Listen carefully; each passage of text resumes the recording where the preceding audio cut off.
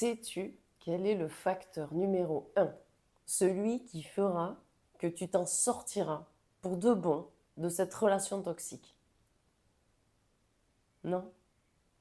Ce facteur qui fait la différence entre une rechute et une vraie libération, c'est ton environnement. Et c'est pas juste mon intuition de coach, c'est prouvé. Une étude menée à Stanford par le professeur Fogg a démontré que le changement durable dépend davantage de l'environnement que de la volonté. Donc, si ton environnement te maintient dans ce lien toxique, tu n'as aucune chance de t'en libérer durablement. Mais si tu le transformes, alors tout peut changer.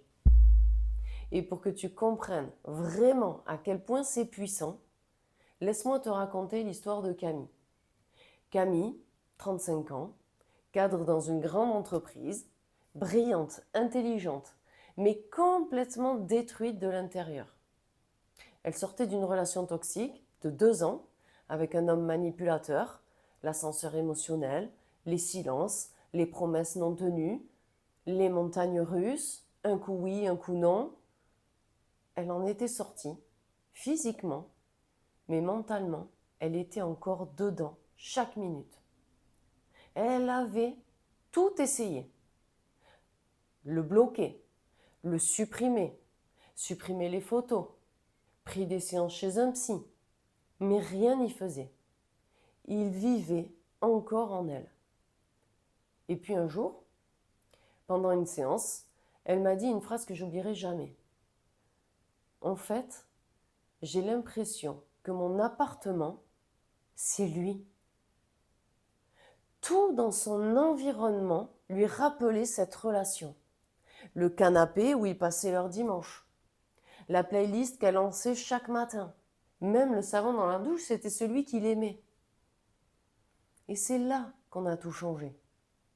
Petit à petit, elle a repeint son salon, jeté le plaid, changé sa routine du matin, elle a remplacé ses musiques par des podcasts inspirants, elle s'est abonnée à des comptes qui lui parlaient vraiment, qui l'élevaient. Elle a réécrit sa propre histoire dans un nouveau décor. Et tu sais quoi? 2 semaines plus tard, elle m'a envoyé ce message. Je pense encore à lui, mais c'est différent. Il ne me fait plus mal. Il ne m'habite plus. C'est comme si j'étais de retour chez moi, dans ma vie, dans mon corps. Voilà ce que ça fait un environnement transformé. Il ne t'efface pas les souvenirs. Il t'aide à reprendre ta place. Et l'environnement, ce n'est pas juste ce qu'il y a autour de toi. C'est tout ce qui te conditionne sans que tu t'en rendes compte. Donc on parle ici, évidemment, de l'environnement humain, les gens que tu fréquentes, amis, famille, collègues. Il y en a qui valident ta souffrance, il y en a qui ne la comprennent pas du tout, ou qui te disent ça va aller, mais beaucoup trop tôt. Il y a ceux qui entretiennent ton attachement en parlant encore de lui ou d'elle. Il y a aussi l'environnement sensoriel et émotionnel. Donc la musique que tu écoutes, les livres que tu lis, les séries que tu regardes, les odeurs, les lieux, les objets qui te ramènent à la relation, les photos, les captures d'écran. Et bien sûr, il y a l'environnement digital. Les comptes que tu suis sur Instagram, TikTok, YouTube. Si vous avez encore beaucoup d'amis en commun, je suis désolée de te dire qu'au moins pendant un petit certain temps, tu vas peut-être devoir te désabonner de ces comptes-là.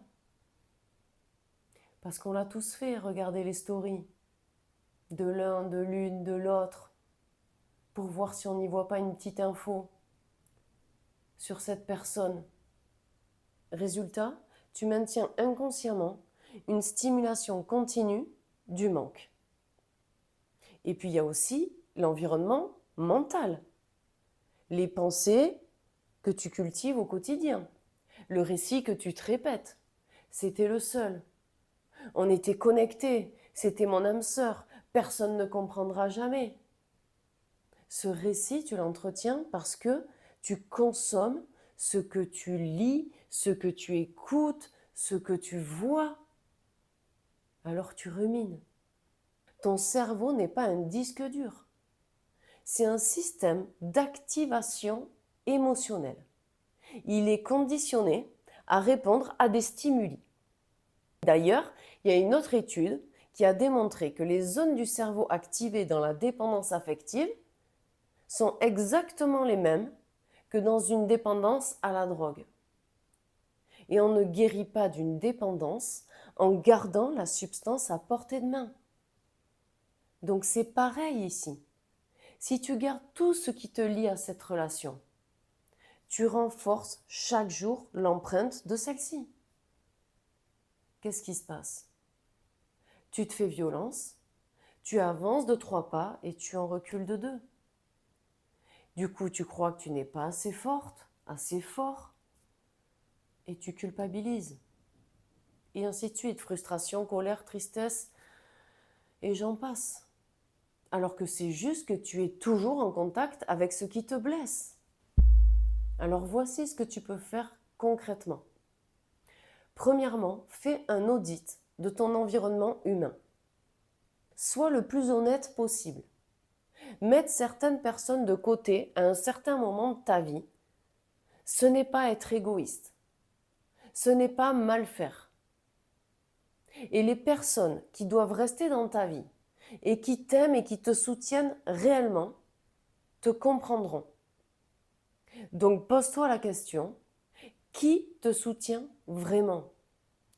Qui minimise ou te renvoie à ton passé constamment?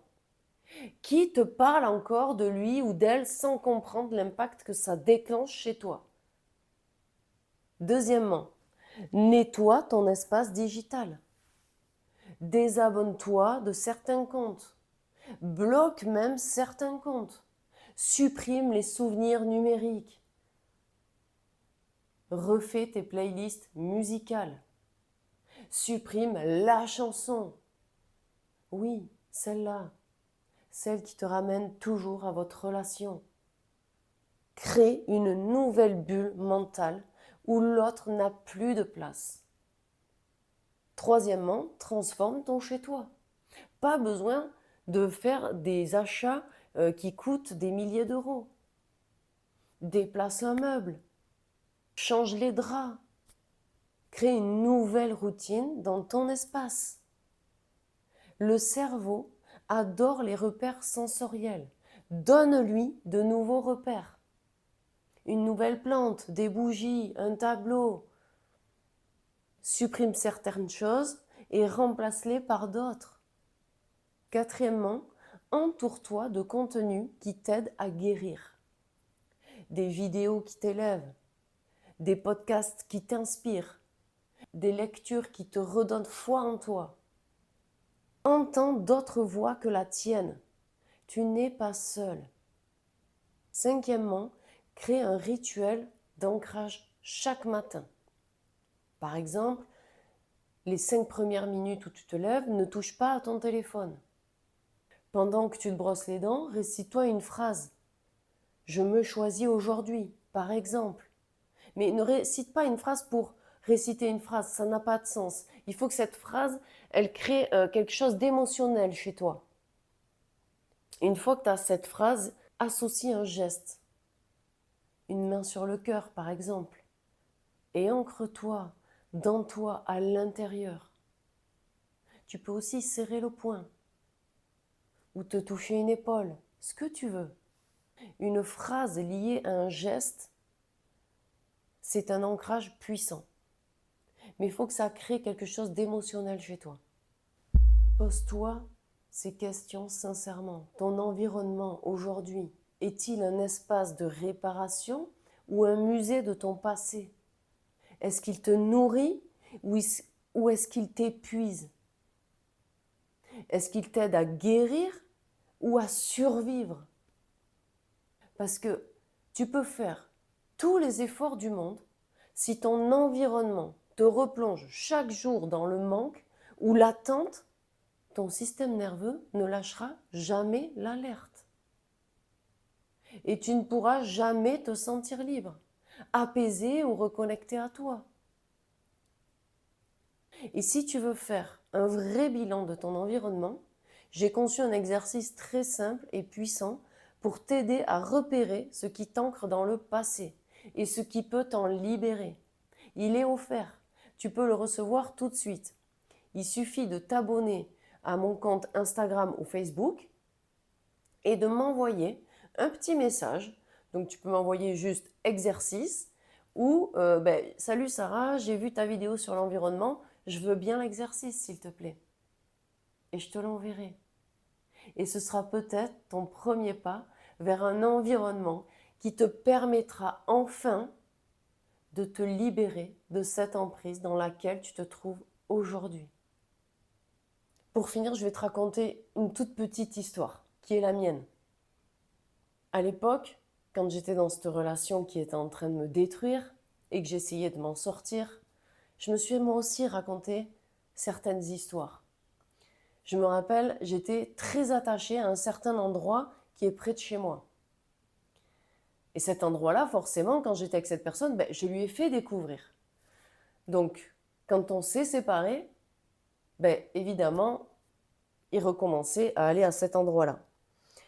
Et moi, j'estimais que c'était à lui de partir de cet endroit et pas à moi, puisque c'est moi qui lui avais fait découvrir. Mais en fait, paradoxalement, à chaque fois que j'allais là-bas, j'espérais l'y croiser. J'espérais le voir, ne serait-ce que 3 minutes. Donc en fait, je me mentais juste à moi-même. Parce que cet endroit, il n'avait plus du tout la même énergie et la même signification qu'avant. Maintenant, cet endroit, il était empreint de cette personne-là. Et je n'y pouvais plus rien. Donc je me mentais juste à moi-même. Et un jour, j'ai décidé d'arrêter de me mentir. Et je ne suis plus jamais retournée dans cet endroit. Et finalement, ça ne me manque absolument pas. Des endroits sympas, des lieux merveilleux, il y en a des milliers sur cette terre. Par contre, ma vie, j'en ai qu'une.